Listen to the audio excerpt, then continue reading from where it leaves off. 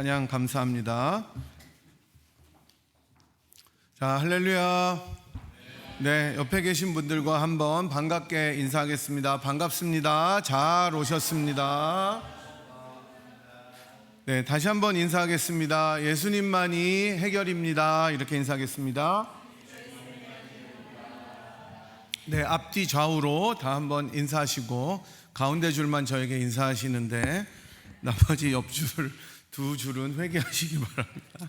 여러분께서 기도해 주셔서 지난주에 집회 무사히 잘 다녀왔습니다. 기도해 주시고 마음 써 주셔서 너무나 감사드리고 정말 잘 다녀왔습니다. 캘리포니아에 가보니까 동부가 얼마나 습한지를 다시 한번 깨닫게 되었습니다. 진짜 날씨가 좋고 더워도 이렇게 그늘에 들어가면 시원하더라고요. 그래서 이제 무더위에 일하시는 분들이 계속 생각나서 계속 기도했고요.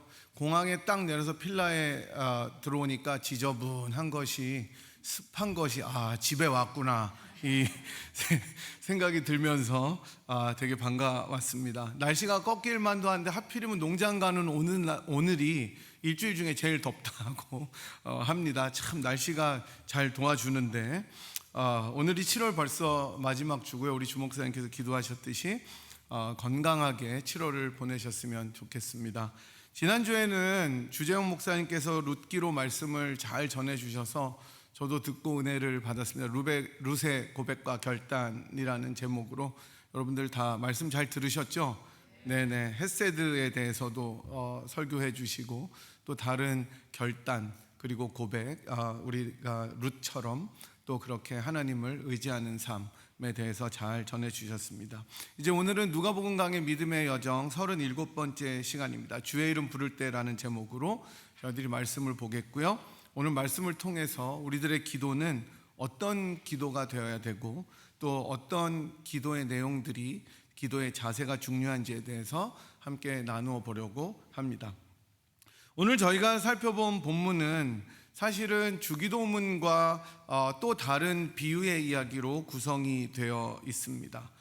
그리고 저희들이 살펴볼 내용들은 좀 뒤에 나오는 부분들을 위주로 살펴볼 텐데, 본문의 배경은 누가복음 11장 첫 부분인 1절부터 5절까지의 제자들이 예수님께 기도를 가르쳐 달라고 합니다.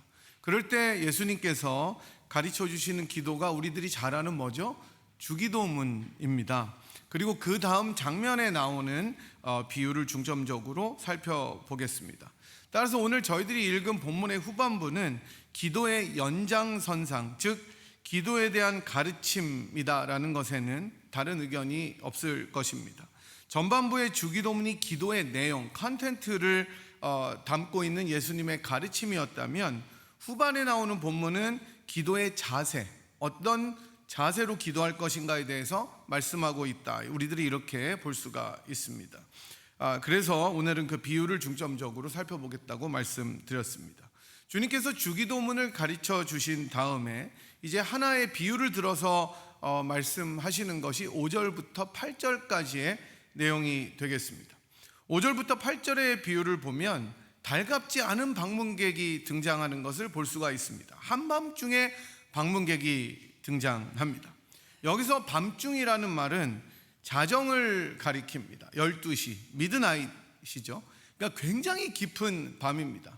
여러분 자정에 안 주무시는 분들이 별로 없으실 것 같은데 이제는 특별히 이민사회는 12시 넘겨서 주무시기가 그렇게 쉽지는 않은 것 같습니다. 여러분도 하루 일과를 마치시고 지친 몸으로, 특별히 요즘처럼 이렇게 무더위가 기승을 부리는 여름에 땀을 많이 흘리고 이 힘드신 시기에 저녁 식사하시고 잠깐 앉았다가 성경 안 보고 드라마 보시고 잠자리에 드시면 몇 시입니까? 대부분 몇 시세요? 한 10시? 11시? 그쯤 되실 겁니다. 새벽 2시 막 이렇게 주무시는 분들은 거의 없을 것입니다. 저도 대학교 다닐 때는 막 2시, 3시 이렇게 잤는데 요즘에 그냥 눈만 감으면은 자는 기적이 연출되고 있습니다. 대부분 일찍 잠자리에 드실 것입니다. 그런데 이제 예수님 당시에는 TV도 사실은 없었고 이 핸드폰도 없었고 즐길 만한 것이 별로 없었던 사회였습니다.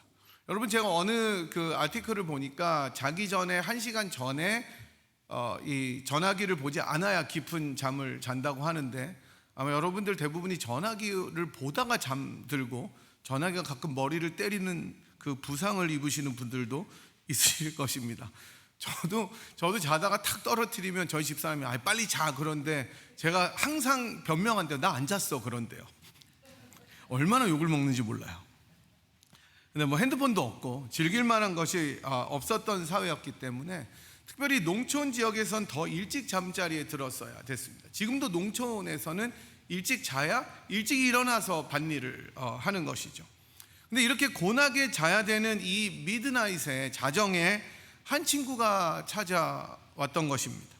당시 팔레스타인 지방의 집은 여러분 우리나라 옛날 집처럼 대문이 있었는데 빗장 아시죠?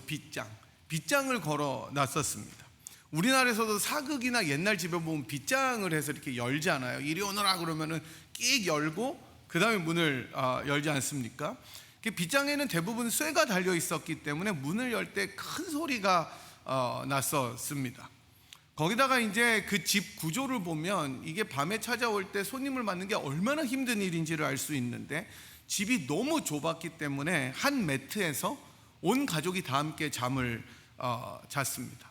그래서 누군가 찾아와서 내가 대문까지 나가려면 가족들, 특별히 어린아이들이 있는 집이라면 아이들이 쭉 누워 있어요.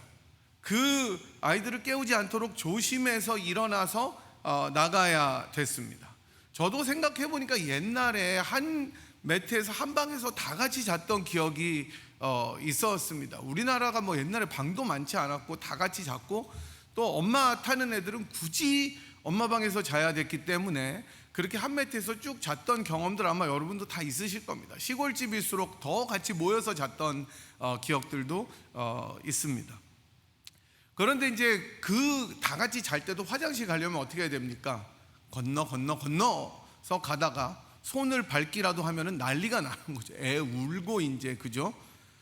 그것처럼 팔레스타인도 비슷했습니다. 정말 조심해서 일어나 가야 했습니다. 일어나서 가도 빗장을 열어야 됐기 때문에 가족들이 깨지 않기 위해서 정말 조심해서 살짝 열어도 소리가 났던 것입니다. 이 비유를 듣는 예수님의 청중들은 이 상황이 얼마나 곤욕스럽고 당황스러운지를 이해했을 것입니다. 진짜 밤중에 누가 이렇게 짜증나게 찾아오나 생각했을 것입니다. 또 한편으로는 발을 들고 조심스럽게 문을 열고 나가다가 아이들을 깨우지 않기 위해서 조심조심 하는 그 아버지의 모습을 그리면서 웃음을 띄었을 것 같기도 합니다. 굉장히 예수님께서 사실은 재밌는 비유를 하고 계시는 것이죠. 그렇게 해서 어렵게 나갔더니 한 벗이 찾아와서 부탁을 합니다. 벗이 여행 중에 내게 왔으니 내가 먹일 것이 없다고 6절에서 말합니다. 친구를 먹여야 하는 것도 아니고 친구의 친구를 먹여야 되는 상황이 다가온 것입니다. 그러니까 여러분의 친구라면 아유 그러냐 그랬는데 그 친구가 자기 친구를 먹이기 위해서 찾아왔으니까 제 입장에서는 뭐예요? 친구의 친구를 대접해야 되는 거예요. 짜증납니다. 근데 우리가 이해하기 참 어려운 것이 7절인데요 7절은 이렇게 읽고 있습니다. 그가 안에서 대답하여 이르되 나를 괴롭게 하지 말라. 문이 이미 닫혔고 아이들이 나와 함께 누웠으니 일어나 내게 줄 수가 없노라 하겠느냐, 이렇게 얘기합니다. 사실 이 말은 5절부터 이어지는 문장인데 너희 중에 누가 이렇게 하겠느냐라는 질문으로 아무도 그렇게는 안 한다라는 뜻입니다. 내게 줄 수가 없노라 하겠느냐? 아니, 줄 거다라는 말이에요. 다시 말하면 아무리 한밤중에 찾아와서 떡을, 사실은 빵이죠 이때는, 구워달라는 벗이 있어도 아무리 귀찮고 힘들고 내가 일어나서 아이들을 깨울 것 같은 조바심이 있을지라도 어떻게 한다는 거예요? 준다는 겁니다. 그게 당시의 문화였습니다. 당시 팔레스타인은 우리가 사는 현재처럼 개인적이고 예의를 중시하고 조심해야 될 문화가 아니라 손님이 오면 환대를 해야 되는 문화였습니다. 따라서 우리가 몇 주 전에 살펴보았던 그 7장에서 예수님을 초대했던 바리새인 시몬이 예수를 환대하지도 않고 발 씻을 물도 주지도 않고 기름도 붓지 않고 막 이렇게 정말 모욕을 준 것처럼 대한 것은 그 환대 문화에 굉장히 어긋나는 일이었습니다. 당시에는 손님이 찾아오면 정말 힘에 넘치도록 환대를 해야 했던 것입니다. 그런데 주님께서는 8절에서 이렇게 말씀하십니다. 내가 너에게 말하노니 비록 벗됨으로 인하여는 일어나서 주지 아니할지라도 그 간청함을 인하여 그 요구대로 주리라. 떡을 주기는 주는데 집주인의 떡을 주는 동기와 마음을 말씀해주고 있습니다. 어떤 것입니까? 친구라서 주지는 않는다는 거예요. 내가 너랑 친해서 떡을 주는 것은 아니야 라는 거예요. 네 친구가 찾아왔는데 내가 너랑 프렌드이기 때문에 내가 주는 것은 아니다 라는 거예요. 근데 왜 준다고요? 너가 간청하니까. 너가 간청하니까 준다는 거예요. 여기서 이 본문을 해석하는 굉장히 어려운 단어가 등장하는데 그게 바로 간청함이라는 단어입니다. 여기서 이 간청함은 이전 개역 한글판에서는 강청하다라고 나왔습니다. 강청하다. 그런데 제가 가진 ESV 성경 번역에서는 이 단어를 impudence라고 번역을 합니다. 이것은 뻔뻔스럽다, 염치가 없다 이런 뜻입니다. 그리고 아주 옛날 영어 성경인 킹 제임스에서는 우리가 쓰지 않는 단어인 importunity, 집요함으로 번역을 했습니다. 끈질기게 요구하다. 그리고 일반적으로 여러분들이 가지고 있는 NIV 성경에서는 굉장히 액티브하게 shameless audacity 이렇게 번역을 하니까 부끄러움이 없는 용기다 이렇게 번역을 하고 있습니다.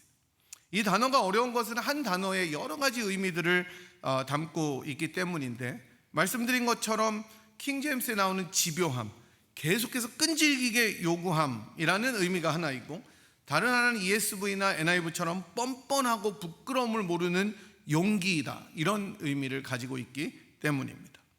우리말 성경에서는 킹 제임스의 의미를 담아서 간청하다라고 번역을 한 것 같습니다. 하지만 올바른 해석은 제 생각에 뻔뻔함이나 부끄러움을 모른다 또는 부끄러움 없는 용기다라고 해석하는 것이 옳다고 생각합니다. 왜냐하면 본문을 살펴봐도 어디에도 계속해서 반복적으로 친구가 조르는 모습은 없기 때문이에요. 여러분 계속 이야기합니까? 그 말이 나오지 않습니다. 따라서 우리 주님께서는 떡을 빌리러 온 친구의 그 친구됨 때문에 주지는 않을지라도 야, 저놈이 저렇게 뻔뻔하게 나오는 걸 보니까 안 줄 수가 없겠구나. 물러서지를 않겠구나 저 인간이. 저 정도 자세라면 포기하지를 않겠구나라고 생각해서 준다 이렇게 말씀하시는 것입니다. 그래서 이 비유의 핵심은 뻔뻔함, 부끄러움을 모르는 용기에 있다 이렇게 말씀드릴 수가 있을 것입니다. 쉽게 말씀드리자면 기도의 자세를 이야기할 때 앞에 나온 주기도문을 통해서 기도의 내용을 제자들에게 말씀하셨다면 이 비유는 어떤 자세로 제자들이 기도를 해야 되는지를 알려주는 것입니다. 그러니까 기도할 때 이렇게 하라는 거예요. 어떻게 하라고요? 뻔뻔하게. 부끄러움을 개의치 말고. 이것이 굉장히 중요한 일입니다. 그런데 가장 중요한 것은 찾아와야 됩니다. 친구가 지금 빵이 없어서 자기 친구를 찾아왔잖아요. 뻔뻔하기 전에 가야 되는 게 중요합니다. 그러니까 기도의 자세를 이야기하기 전에 우리가 가장 중요하게 생각해야 될 것은 뭐라는 거예요? 기도를 해야 된다는 것입니다. 이게 제일 중요합니다. 기도는 그냥 내가 마음속으로 생각하는 것이 아닙니다. 그냥 내가 눈 감고 이렇게 가만히 있어서 그냥 하나님이 들어주시겠지라고 하는 것이 아닙니다. 주님을 찾아가서 아뢰는 것이 기도입니다. 상상 속에 있는 것이 기도가 아니라 실제로 내가 주님 앞에 나아가는 것이 먼저입니다. 필요한 것이 있으면 무릎을 꿇고 나아가야 됩니다. 실제 필요를 쏟아 놓아야 되는 것이 기도입니다. 그리고 그 자세는 뻔뻔할 정도로 담대하게 그 요구를 아뢰는 것입니다. 이렇게 기도의 자세를 비유로 말씀하시면서 주님께서는 강조하시는 부분이 이것입니다. 체면 생각하지 말고, 체면 생각하지 말고, 나의 어떠함을 생각하지 말고. 여러분, 우리가 그럴 때 있잖아요. 주님 앞에 기도할 때 괜히 겸연쩍을 때가 있어. 내가 이렇게 일주일 동안 별로 말씀도 안 보고 기도 생활도 별로 안 하고 죄도 많이 졌는데 무슨 체면 때문에 내가 주님 앞에 나갈 수 있겠습니까? 괜찮다는 겁니다. 괜찮다는 거예요. 그냥 나오라는 거예요. 뻔뻔하게 용기를 가지고 그때 나가서 주님 앞에 아뢰라는 겁니다. 그게 기도의 자세고 제자들이 기도해야 될 태도라는 것입니다. 우리는 너무 많은 것을 다 걸치고 나가려고 합니다. 내가 좀 깨끗해야 주님 앞에 나가지. 무슨 낯으로 주님 앞에 나갈 수 있나? 내가 일주일 동안 이렇게 개판으로 살다가 주님 앞에 무슨 체면으로 나가겠는가? 하나님, 내가 요즘에 너무 바닥을 치고 있는데 어떻게 해요? 상관없다는 겁니다. 뻔뻔하게 물러서지 않게 주님이 줄 때까지 나오라고 이야기하십니다. 그리고 9절에서 주님께서는 말씀하십니다. 내가 또 너에게 이르노니 구하라 그러면 너에게 주실 것이요, 찾으라 그러면 찾아낼 것이요, 문을 두드리라 그러면 너에게 열릴 것이니 구하는 이마다 받을 것이요, 찾는 이는 찾아낼 것이요, 두드리는 이에게는 열릴 것이니라. 기도하면 주님께서 응답하신다는 것입니다. 제가 조금 전에도 말씀드렸듯이 먼저 우리들의 입을 열어서 구해야 됩니다. 하나님이 다 아시니까 주님 뜻대로 하세요라고 하면서 기도하지 않는 것은 하나님을 제한하는 것입니다. 그 뜻이 나의 삶에서 이루어지고 주님의 뜻을 알려면 우리의 입을 열어서 먼저 기도해야 됩니다. 구하고 찾고 두드려야 열려지는 것입니다. 기도의 응답은 그런 자들에게 있습니다. 그런데 주님께서는 11절부터 13절까지 놀라운 말씀을 하시는데 그것은 하나님 아버지가 어떠한 분인지를 알려주는 귀한 말씀입니다. 우리는 조금 전 비유에서 내가 너무 귀찮을 것 같아서 어쩔 수 없이 떡을 빌려주는 주님의 모습을 보았습니다. 야, 저거 물러서지 않으니까 저거 나도 버티면은 안 되겠다. 제가 더 잘 버티겠다. 그러니까 떡을 주자. 너가 친구라서 내가 주지는 않지만 저렇게 뻔뻔하니까 줘야 되겠다. 이게 주인의 모습이잖아요. 우리도 손님을 치를 때 물론 기쁨으로 치르지만 가끔씩 짐이 되고 어려울 때가 있습니다. 저도 목사 가정이기 때문에 손님들을 꽤 치렀던 편인데 항상 즐겁지는 않아요.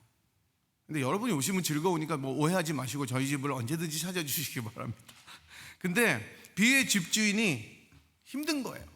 힘들지만 체면 때문에 의무감으로 할 때도 있습니다. 하지만 하나님은 그렇지 않다는 거예요. 여기에 비유의 하이라이트가 있습니다. 집주인은 어쩔 수 없으니까 저놈이 안 물러설 것 같으니까 주지만 하나님은 그런 분이 아니시다라고 주님께서 이야기하십니다. 마치 아들이 생선을 달라고 하는데 옛다 여기 정갈이다, 이거 독이 가득 들었으니까 먹으렴 하는 아버지가 어디 있겠냐는 것입니다. 아무리 우리 삶이 팍팍하고 어려워도 우리 자녀들이 해달라는 것은 최선을 다해서 해주려는 게 부모의 마음 아닙니까? 여러분, 그렇게 살아오셨잖아요. 내 몸이 부서져도, 내 삶이 고되고 심지어 망가질지라도 자식을 위해서라면 지금까지 달려온 것이 여러분의 삶이 아니었습니까? 이민 생활이 정말 힘들고 팍팍하고 고되도 그래도 그 속에 보람이 있는 것은 자녀들이 그래도 나보다 잘 되고 잘 사는 것을 보기 때문 아닙니까, 여러분? 엄마 아빠 나 20불만 주세요. 그러면 아니 5불만 줄게. 이런 부모가 어디 있습니까? 10불 줄 것 20불 주고 20불 줄 것 50불 주고 100불 주는 게 부모 마음 아닙니까?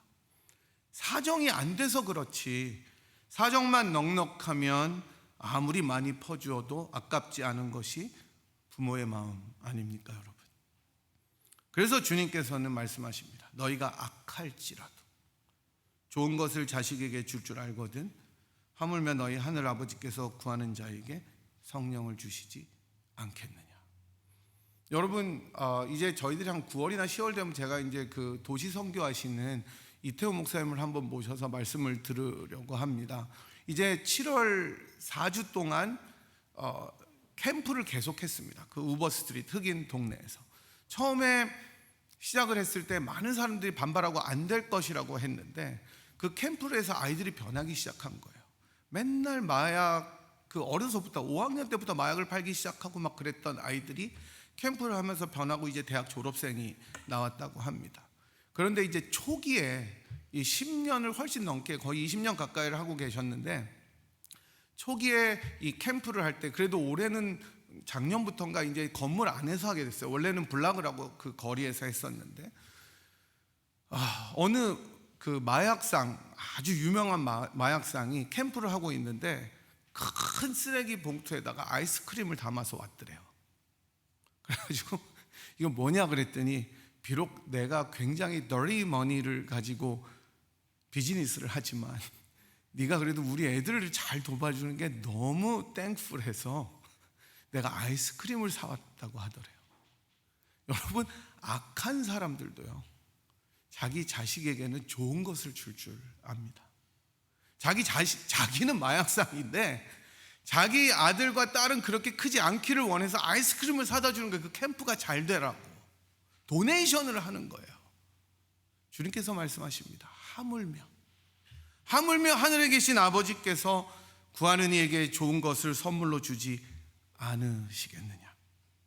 하나님께서는 집 주인처럼 우리의 요구를 귀찮아하고 제가 계속 버티니까 안 되겠구나 하면서 우리의 간구를 어쩔 수 없이 들어주시는 분이 아니에요. 하늘에 계신 우리 아버지께서는 그렇게 주저하시고 따져보시고 계산해서 자기의 유익을 위해서 행동하시는 분이 아닙니다. 그분은 우리의 모든 필요에 민감하시고 우리의 작은 신음에도 응답하시기를 즐겨하시는 정말 좋으신 하나님이신 것을 믿으시기 바랍니다. 그분은 항상 우리를 기다리십니다. 우리의 목소리를 듣기 원하십니다. 우리가 조금 전에 찬양했던 찬송가의 가사처럼 대문 밖에서 우리를 늘 기다리고 계시는 분이십니다. 우리가 도리어 집주인처럼 주님의 요청을 거부하고 귀찮아하고 문 밖에 세워두는 것이지 우리 주님께서는 결코 우리를 세워두고 어쩔 수 없이 힘들어서 마지못해서 주시는 응답하시는 분이 아니십니다. 그분은 우리가 구하기 전에 우리에게 있어야 할 것들을 아시지만 그럼에도 불구하고 우리와 대화하기를 원하시고 말씀하시기를 기뻐하시는 하나님이십니다. 우리의 수화기가 통화 중이지 주님의 수화기는 통화 중이 아닙니다. 따라서 주님께서 가장 좋은 선물 성령을 주실 것이라고 이야기하시는데 주님께서 주시는 이 좋은 선물 성령은 주님이 이 땅을 떠나시면서 예수님 대신에 함께 거하라고 보내신 그리스도의 영이십니다. 성령을 주셨다는 것은 주님께서 임마누엘로 우리와 함께 하신다는 것이고 어린아이들에게 아버지의 존재가 강력한 것처럼 아빠가 있으면 안심이 되고 의지가 되는 것처럼 성령이 이제 우리와 함께 계시기 때문에 어떠한 상황이라도 이겨나갈 힘을 얻게 되는 것입니다. 이렇게 좋으신 하나님이 우리의 필요와 간구를 들으시기 때문에 우리는 어떻게 나아가야 합니까? 말씀드린 것처럼 뻔뻔하게 나아가야 하는 것입니다. 용기를 가지고 담대하게 나아가야 하는 것입니다. 만약에 내가 원하는 것이 위험하다면 더 좋은 것으로 바꿔 주실 것이기 때문에 비록 우리가 잘 알지 못하더라도 이런 자세로 나아가야 되는 것입니다. 아이들이 여러분들 손자나 손녀들이 여러분께 요구하는 것을 생각해 보십시오. 얼마나 황당하고 뻔뻔합니까? 할아버지 할머니한테 와서 그냥 내놓으라 그러잖아요. 그럼 여러분들 이런 싸가지 이렇게 얘기하실 할머니 할아버지가 이 세상에 어디 있습니까? 아유 내가 더 줄게 미안하다 이러면서 주잖아요. 그렇게 기도하라는 것입니다. 그렇게 구할 때 주님께서 주신다는 것입니다. 아니 어쩌면 그렇게라도 주님께 나아오라고 초청하고 계시는 것입니다. 그런데 여러분 더욱 놀라운 사실은 이렇게 뻔뻔하게 나와서 좋은 것으로 주시겠다는 하늘 아버지께서 당신의 유일한 아들 사랑하는 독생자의 기도는 정작 외면하셨다는 사실입니다. 뻔뻔하지 않고 도리어 가장 성숙하고 아름다운 모습으로 아버지의 뜻이라면 모든 것을 받으시고 순종하시던 그 아들, 순종의 행위와 순종의 기도를 하시며 너무나 두렵고 공포스러운 죽음을 앞두시고 하나님 아버지께 기도하시면서 진노의 잔을 피하게 해달라고 간절하게 기도했던 그 독생자의 기도를 아버지께서는 듣지 않으셨습니다. 겟세마네에서도 아버지 이 잔을 내게서 지나가게 해주세요. 듣지 않으셨습니다. 십자가에서도 아버지 어찌하여 나를 버리시나이까 엘리 엘리 라마 사박단이 외치면서 죽어가시던 그 아들의 기도에 하나님께서는 눈을 감아 버리셨습니다. 귀를 막으셨습니다. 여러분과 저 때문에, 여러분과 저의 죄를 사하여 주시기 위해서, 여러분과 저의 기도에 응답하시기 위해서, 그렇게 뻔뻔하게 우리가 나올 때 그 기도를 들어주시기 위해서 아버지께서는 가장 사랑하는 독생자의 기도를 외면하시고 귀를 막으시고 응답하지 않으셨습니다. 바로 그 응답 때문에 우리는 담대하게 아버지께 기도할 수 있게 된 것입니다. 그래서 사도 요한은 요한일서 5장 14절 15절에서 자기의 성도들에게 이렇게 이야기합니다. 그를 향하여 우리의 가진 바 담대한 것이 이것이니 그의 뜻대로 무엇을 구하면 들으심이라. 우리가 무엇이든지 구하는 바를 들으시는 줄을 안즉 우리가 그에게 구한 그것을 얻은 줄을 아느니라. 이제 이 이야기를 드리고 말씀을 맺겠습니다. 제가 언젠가 교수로만 사역할 때 필라델피아에 있는 한 교회에서 말씀을 전하면서 이 예화를 드렸는데 하필이면 이 예화의 주인공이 그 교회에서 파송한 선교사님이었어요. 제가 포크레인 앞에서 삽질하고 공자 앞에서 문자 쓰고 폭포수 앞에서 소변을 보는 그런 일들을 행한 것이었습니다. 나중에 다 끝나고 그분이 우리 교회 파송 선교사님이에요, 목사님, 무슨 막 하는데 진작에 좀 리서치를 해보고 할 걸. 근데 리서치해도 알 게 뭐예요, 그죠? 필라델피아 한 교회에서 그랬습니다. 아프리카에 한 선교사님이 계셨는데 이름이 유니스였습니다. 여자분이었는데 그 아프리카 저도 안 가봤지만 엄청 광활한 지역 아닙니까 여러분? 비디오를 보더라도 유튜브를 보시더라도 집차를 타고 흙먼지를 일으키면서 마을과 마을을 쭉 다닙니다. 마을을 그렇게 차를 타고 쭉 다니면 아이들이, 저희들도 옛날에 왜 소독차 따라다니면서 그 연기를 왜 그렇게 먹었는지 몰라요. 그래서 회충이 없나?